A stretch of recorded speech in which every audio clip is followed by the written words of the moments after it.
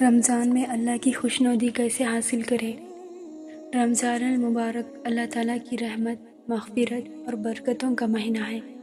اس مہینے میں اللہ تعالیٰ اپنے بندوں پر خصوصی فضل و کرم فرماتے ہیں، اور جو بندہ اخلاص کے ساتھ عبادت کرتا ہے اللہ کی خوشنودی حاصل کر لیتا ہے۔ اللہ کی رضا حاصل کرنے کے طریقے: پہلا، روزے کو اخلاص کے ساتھ رکھنا۔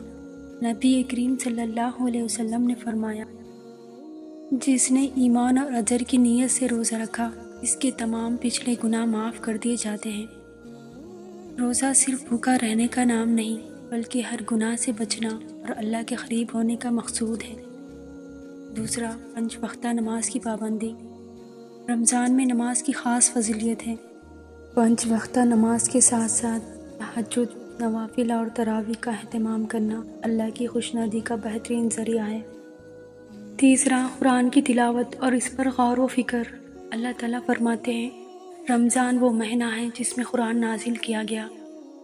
روزانہ قرآن پڑھنا اور اس کے معنی پر غور کرنا اور عمل کرنے کی نیت کرنا اللہ کو بہت محبوب ہے۔ چوتھا، سچی توبہ اور استغفار۔ رمضان مغفرت کا مہینہ ہے، اسی لیے زیادہ سے زیادہ استغفر اللہ و اتوب الیہ پڑھے۔ اگر کوئی سچے دل سے توبہ کر لے تو اللہ اس کے تمام گناہ بخش دیتے ہیں۔ اور پانچواں، دعا اور ذکر میں مشغول رہنا۔ رمضان میں افطار کے وقت، تہجد کے وقت اور سحری کے وقت دعا قبول ہوتی ہے، اسی لیے زیادہ سے زیادہ اللہ کا ذکر کریں اور اپنی حاجات مانگیں۔ مسنون اذکار: لا الہ الا اللہ وحدہ لا شریک لہ، لہ الملک و لہ الحمد وہو علی کل شیء قدیر، سبحان اللہ و بحمدہ، سبحان اللہ العظیم، اللہم انک عفو تحب العفو فاعف عنی۔ چھٹا، صدقہ و خیرات کرنا۔ رسول اللہ صلی اللہ علیہ وسلم رمضان میں سب سے زیادہ سخاوت فرمایا کرتے تھے۔ صدقہ دینے سے گناہ مٹ جاتے ہیں اور اللہ تعالیٰ کا قرب حاصل ہوتا ہے۔ اور ساتواں، لیلۃ القدر کی تلاش اور عبادت۔ رمضان کے آخری عشرے میں لیلۃ القدر کو تلاش کرے۔ جو اس رات میں عبادت کرتا ہے، اس کے ہزاروں مہینوں کی عبادت کا ثواب ملتا ہے۔ آٹھواں، والدین اور رشتہ داروں اور مسکینوں کے ساتھ حسن سلوک۔ اللہ کی رضا حاصل کرنے کے لیے والدین کی خدمت کریں، رشتہ داروں سے اچھے تعلقات رکھیں اور مسکینوں اور ضرورت مندوں کی مدد کریں۔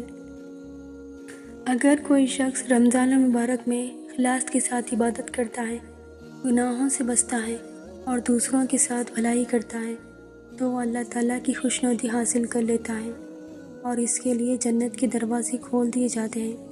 اللہ ہم سب کو اس مبارک مہینے میں اپنی رضا حاصل کرنے کی توفیق عطا فرمائے، آمین۔ رمضان المبارک کے اس بابرکت مہینے کے اختتام پر ہمیں چاہیے کہ ہم ان نیک عادات کو اپنی زندگی کا مستقل حصہ بنائیں جو ہم نے اس مہینے میں اپنائی ہے۔ روزہ ہمیں صبر، تقویٰ اور اللہ تعالیٰ کے قریب ہونے کا درس دیتا ہے۔ ہم دعا کرتے ہیں کہ اللہ تعالیٰ ہماری عبادت، روزے اور نیک اعمال کو قبول فرمائے اور ہمیں آئندہ بھی ایسے ہی خلوص اور جذبے کے ساتھ عبادت کرنے کی توفیق عطا فرمائے۔